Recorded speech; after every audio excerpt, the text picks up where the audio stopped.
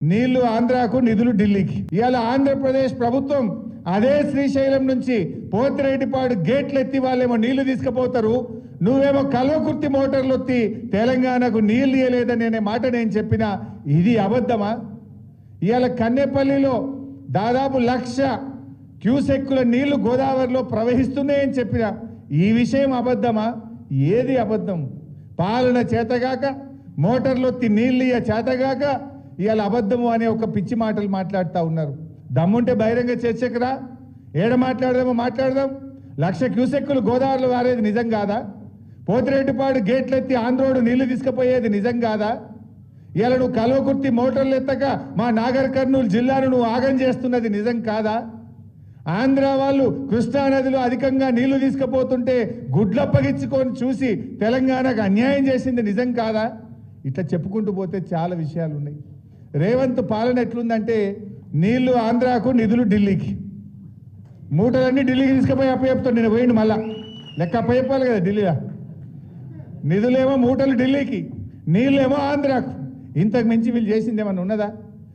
గులాబీ జెండా ఎగిరేస్తుంది.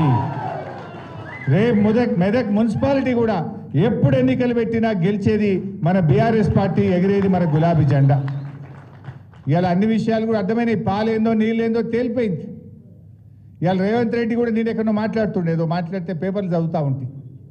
కొంతమంది ఉద్యోగస్తులు తల్లిదండ్రులకు అన్నం పెడతలేరు, తల్లిదండ్రుల్ని మంచిగా చూసుకుంటలేరు అని చెప్పి వాళ్ళ జీతాల్లో 10%, 15% కట్ చేసే విషయాన్ని పరిశీలించండి అని ఆయన మాట్లాడినట్టుగా పేపర్లు వచ్చింది. సరే, అది మంచిదే. మరి నేను అడుగుతా రేవంత్ రెడ్డి, నువ్వు ఎన్నికల్లో 420 హామీలు ఇచ్చినావు, 6 గ్యారంటీలు అమలు చేస్తా అని చెప్పినావు, మొదటి సంతకం దాని మీదనే పెడతా అని చెప్పినావు, చట్టబద్ధత తెస్తా అని చెప్పినావు. అన్ని మాటలు చెప్పి అధికారంలోకి వచ్చినాక ఇవాళ నీ 420 హామీలు ఎగబెట్టినావు. నువ్వు అడ్డదారులు అధికారంలోకి వచ్చి ప్రజలకిచ్చిన హామీలన్నీ మోసం చేసినావు కదా. మరి నీకు కూడా ఏం కోత పెట్టాలనో గది కూడా చెప్తే మంచిగుంటుంది. నీకు కూడా కోత పెట్టాలనా వద్దా? మొదటి ఏడాదిలో 6 గ్యారెంటీలు అమలు చేస్తాను, 100 రోజుల్లో 6 గ్యారెంటీలు అమలు చేస్తాను. మరి 420 హామీలు ఎగబెట్టి ప్రజలకిచ్చిన హామీలను అమలు చేయనటువంటి రేవంత్ రెడ్డికి కూడా ఏం కోత పెట్టాలనో కూడా అది కూడా నువ్వే చెప్తే మంచిగుంటుంది. ఇలా ఏం మాట్లాడిన అబద్ధాలే. నేను నిన్న ప్రెస్ మీట్ పెట్టి మన మెదక్కు కూడా కాళేశ్వరం నీళ్ళు వస్తాయి, మన చేగుంటకు వస్తాయి, మన రామాయణపేటకు వస్తాయి, మన హవేల్ గన్పూర్కి మన నిజాంపేట మండలానికి వస్తాయి. మనకు కూడా కాళేశ్వరం నీళ్ళతో పంట పండింది, చెరువులు నిండినాయి. ఇవాళ నువ్వు మేడిగడ్డను 20 నెలలైనా రిపేర్ చేస్తలేవు. ఇలా కూలింది 2 పిల్లర్లు మాత్రమే, అవి కుంగినాయి గంతే. కానీ వీళ్ళ మెదడు మొత్తం కూలింది. నేనేం చెప్పినా, మేడిగడ్డ లేకపోయినా గోదావరి నదిలో నీళ్లు నడుస్తున్నాయి.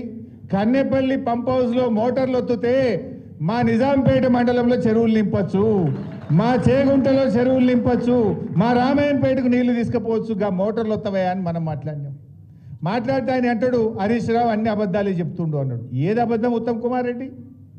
ఏమనంటే ఒక స్టాండర్డ్ డైలాగ్స్, విషయం లేదు వాళ్ళ దగ్గర, నిజం మాట్లాడే ధైర్యం లేదు, విషయం పరిజ్ఞానం లేదు.